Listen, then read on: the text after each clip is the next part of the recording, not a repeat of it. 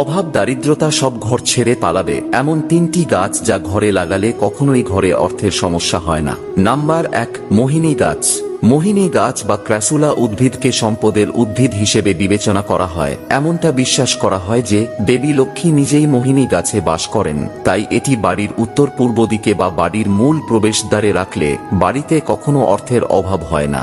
Number 2, শমী গাছ।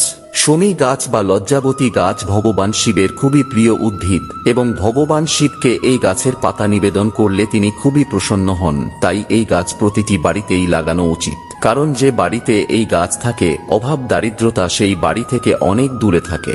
Number 3 গাছটি অত্যন্ত গুরুত্বপূর্ণ, তবে সেটা জানার আগে মা লক্ষ্মীকে আপনার বাড়িতে আমন্ত্রণ জানাতে ভিডিওটি লাইক সাবস্ক্রাইব করে কমেন্টে জয় মা লক্ষ্মী লিখুন।